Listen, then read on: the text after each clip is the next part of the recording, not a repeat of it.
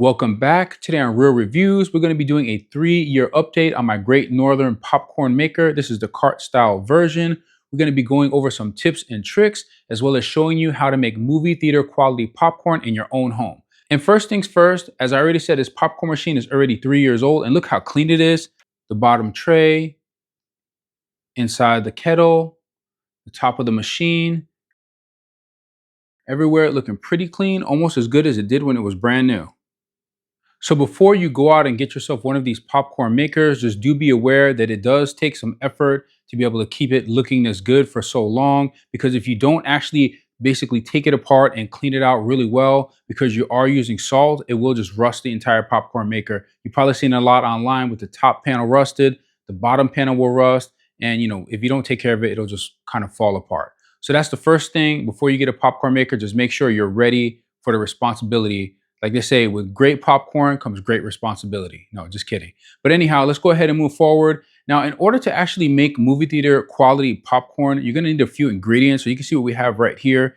And this is probably going to be the most controversial thing, I guess you could say, because some people don't want to use artificial ingredients, but the movie theater does use flavocol. And flavocol does have some unnatural ingredients as well as some coloring in there. Or if you decide to, you can actually use sea salt. Now, this is salt for steak. So, you're just going to get sea salt. It's going to have to be fine sea salt. The way that the flavocol is, you want to get some nice powdered sea salt as close to this as you possibly can. And then you can use that instead of the flavocol. So here are the ingredients list for making movie theater quality popcorn. You're going to need 5 tablespoons of some good quality oil, like this Amish Country popcorn oil that I have on the screen right here. And the best way to do it is you want to get one of these little trays, something like this, that is about 1 tablespoon a piece. And so if you don't already know, the popcorn oil will actually turn into liquid at room temperature. So wait until that happens and then just go ahead and pour it into each one of the little slots. You take it and put it in your refrigerator. That's what it's going to look like. And they're just all basically solidified coconut oil. It's really all it is. It makes it just so much easier to be able to use it inside of your popcorn maker. So you're going to want to use 5 of these stars or 5 tablespoons of coconut oil. You're going to want to use 1 teaspoon of either flavocol or sea salt. And then you're going to want to use 1 cup of actual popcorn kernels. Now, you can actually buy popcorn kernels in a gigantic bag if you're going to be popping a lot of corn. And it does come out much more cost effective to do it that way. But let's go ahead and get started. First thing you're going to want to do is you want to turn on your light. You're going to turn on your stirrer. And you want to turn on your heater. Open up your little basket right there or your kettle. You're going to grab 5 of these stars. And this is going to be a little bit messy here. 1, 2, 3, 4. Got 5. Let those begin to melt. Gonna grab a cup of popcorn. And then we're going to get our flavocol. I want to scoop a little bit. Now, I am going to be using flavocol for this recipe today because I just want to show you the way it comes out really movie theater style looking. So now the next step is we're going to wait right here until those are all melted down. Don't rush this part, just let them melt. Okay, that's probably good enough. Now dump in your popcorn. And then immediately dump your flavocol or your salt in there. So there it is. Then you want to just close it on up. Close your popcorn maker door, just like that. And now we're just going to wait for it to begin popping. Now there is a little trick at the end here. Once it does finish popping, or like you might want to ask yourself, when do I know that it's finished popping? Because it's not going to just like turn off automatically or anything. You're going to have to kind of, I don't know, get the hang of using the popcorn maker and learn when it's done based on how fast it's popping. We're going to see that in a minute, because if you don't turn it off right at the exact moment or right at the particular moment, it'll burn and it's going to be pretty nasty, because you're going to have some nice good popcorn there. And then when you tip it over, you're going to have burned popcorn on the top, and we never want to do that. So let's go ahead and wait for this thing to start popping. Okay, so there we go. It's starting to smoke a little bit in there. You can see it's getting nice and fogged up, and it should start popping any moment now. Look at the smoke. There we go. It's starting to pop. Nice.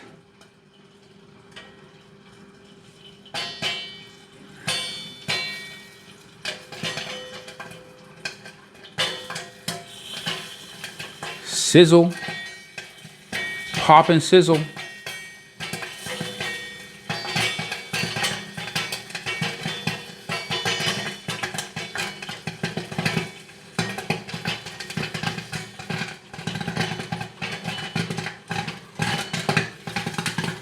It starts lifting up, and all that beautiful, buttery looking popcorn is gonna start coming out. Look at it falling down there at the bottom.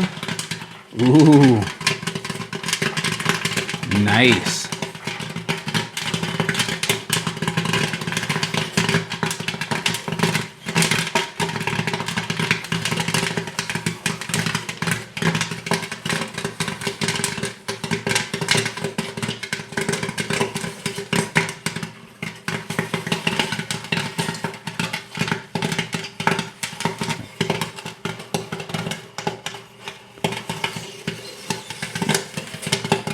Now this is the time you really want to pay attention because it's going to slow down here in just a moment. Now listen to it. Starting to slow down. So you want to turn off the pot warmer, leave the stirrer going so it can keep on stirring inside of there, but pot warmer should be off already at this point.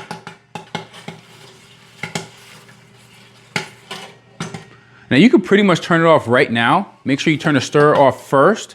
And then you want to flip it because if you leave the stirrer on, it's actually stirring and it's connected up at the top. So it's not going to work right. So turn the stirrer off, give it a moment, and then flip it over.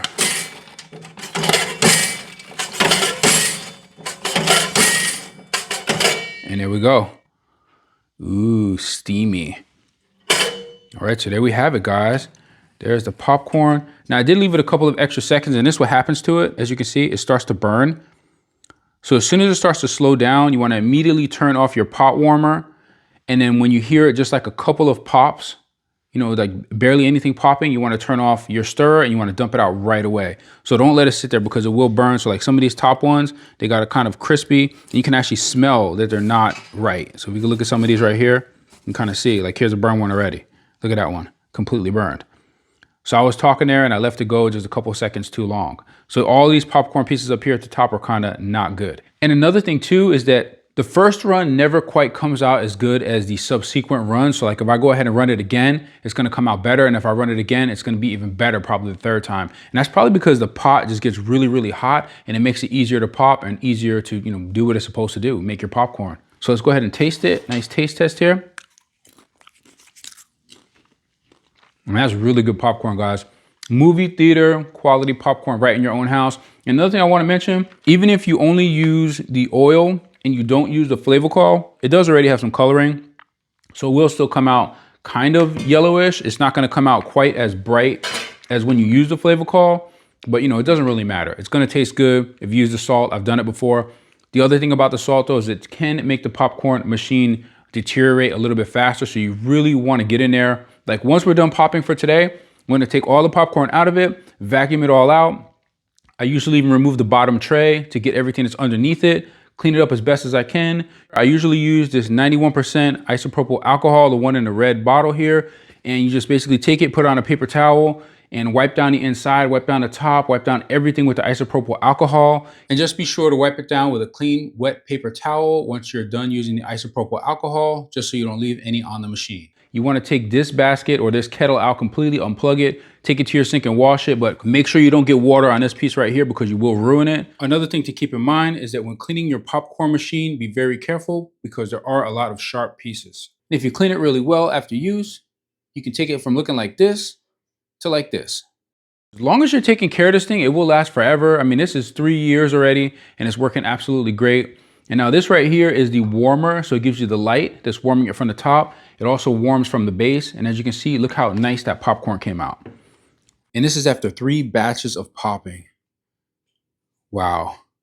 Now all I need is a movie. So there you have it, guys. The great Northern cart style popcorn maker and making movie theater quality popcorn right there in your own home. So hopefully you enjoyed this video. Thank you for watching. Please be sure to like and subscribe, and don't forget to hit that bell button so you never miss another video on Real Reviews. See you guys next time.